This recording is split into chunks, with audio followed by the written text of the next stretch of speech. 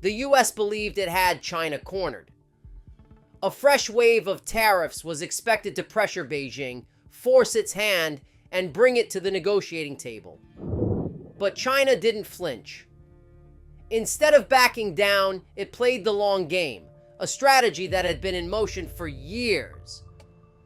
Sure, China retaliated with its own tariffs, but that was just the opening move. The real counterattack was unfolding behind the scenes. Beijing tightened its grip on critical supply chains, securing rare materials vital to the US and its allies. It forged new trade deals with countries eager to reduce their reliance on American influence. Every action wasn't just a response. It was part of a larger effort to reshape the global economy itself. Fast forward to February 2025, and tensions reached a boiling point. The US imposed tariffs on over $60 billion worth of Chinese imports, targeting key industries like computer parts and electric vehicle components, the essential building blocks of modern technology. It was part of a broader strategy, a continuation of Trump's push to bring manufacturing back to the US. The message was clear. Washington wanted China to play by new trade rules. But what happened next proved this fight wasn't just about tariffs. It was about power, control, and the future of the global economy. The US framed it as a move to protect American jobs, but to China, it felt like something far bigger, an attempt to challenge its dominance on the world stage. Yet Beijing didn't panic or react impulsively. Instead, it made its move with precision, striking where it would hurt the most.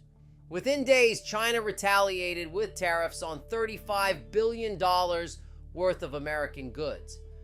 But this wasn't just about the numbers, it was a calculated strategy. Beijing targeted key sectors like agriculture, energy, and automobiles, but the real brilliance lay in its choice of specific products. Soybeans from the Midwest, America's agricultural heartland. Crude oil from Texas, a cornerstone of the energy industry. These weren't random selections. They were designed to hit where it hurt the most, directly impacting regions critical to US politics. China wasn't just pressuring the economy, it was turning American businesses against their own government's trade policies.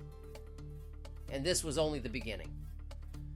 While Washington fixated on trade restrictions, Beijing was quietly securing backup plans. It strengthened trade agreements with Brazil, Russia, and even Mexico, ensuring a steady flow of essential goods without relying on the US. But China's real power move wasn't in soybeans or oil. It was in something far more critical: rare earth minerals. These hidden resources are the foundation of modern technology. Smartphones, electric vehicles, military systems, none of them function without rare earths. And China, it controls over 80% of the global supply. So when the US escalated tariffs, China didn't protest loudly. Instead, it sent a subtle but powerful message. A potential cutoff of these vital materials. No fiery speeches, no dramatic threats. Just a quiet reminder that if the world wants to build the future, it still depends on China.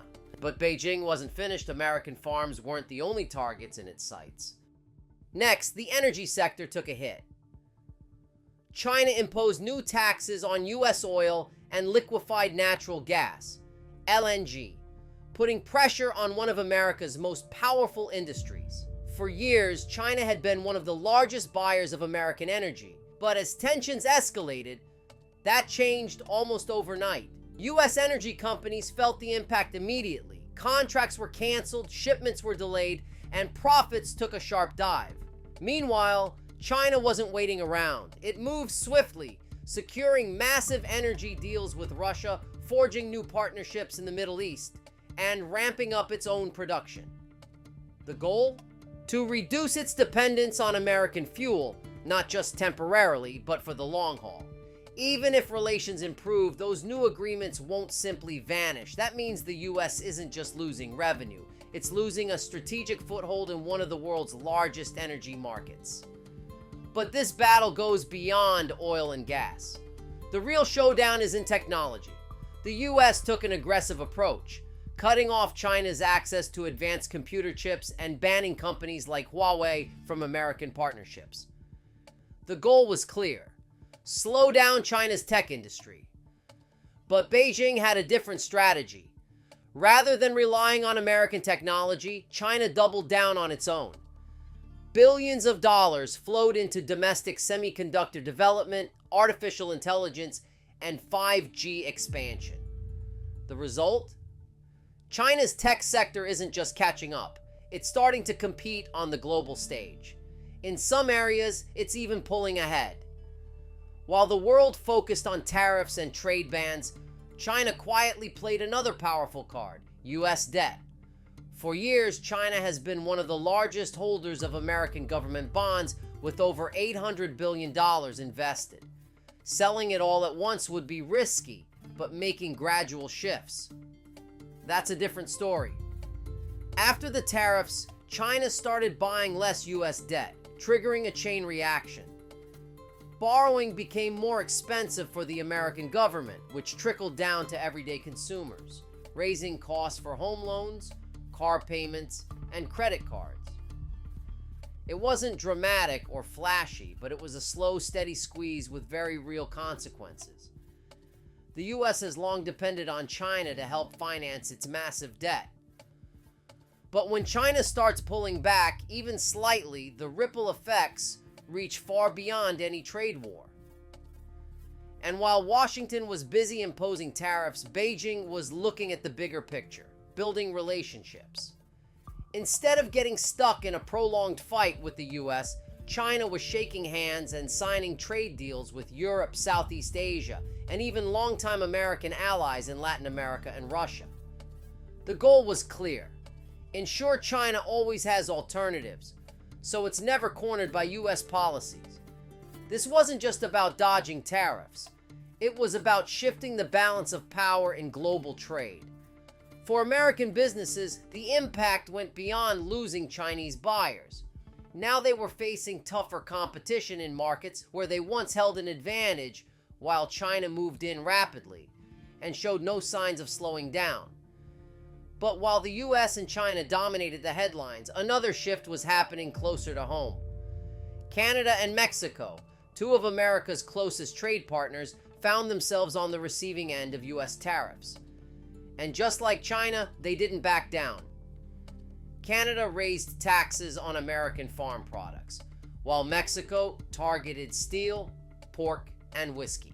What happened next was even more significant. Instead of just retaliating, both countries pivoted.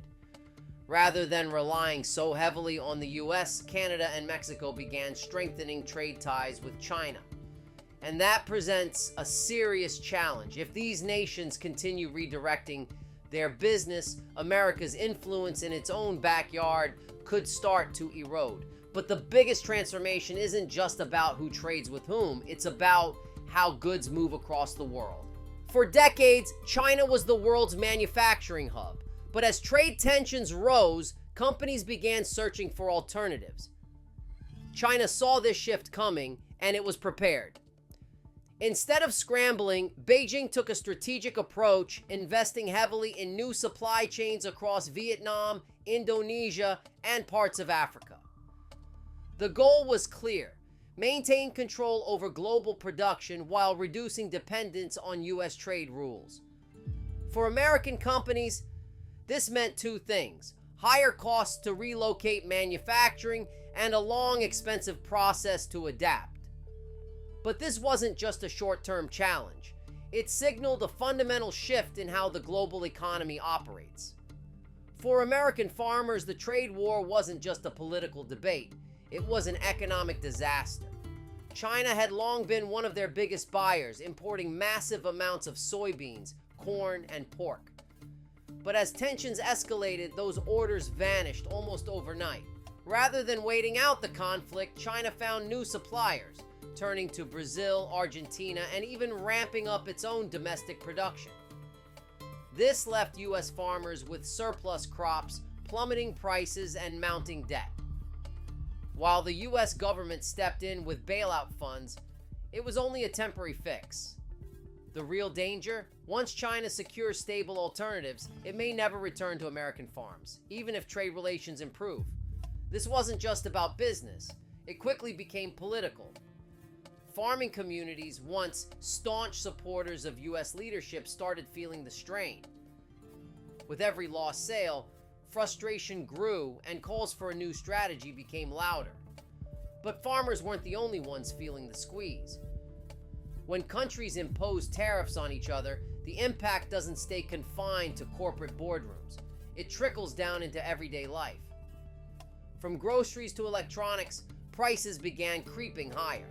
Businesses that depended on imported materials faced rising costs, which they passed directly to consumers.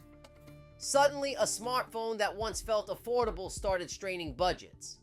A routine grocery trip meant spending more on basic essentials. The cost of living edged up, and for many, the connection to trade policies happening an ocean away wasn't even obvious.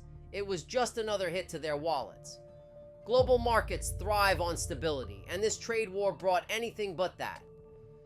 Every new tariff announcement and failed negotiation sent shockwaves through the stock market.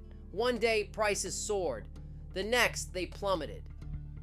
Major corporations with global reach, tech giants, automakers, and retailers watched their stock values fluctuate wildly, leaving investors on edge.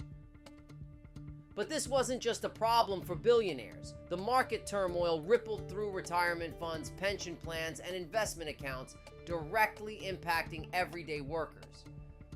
What happened at the negotiation table wasn't just influencing economies. It was unsettling the financial security of millions. Now, if you like this video, check out this next video right here.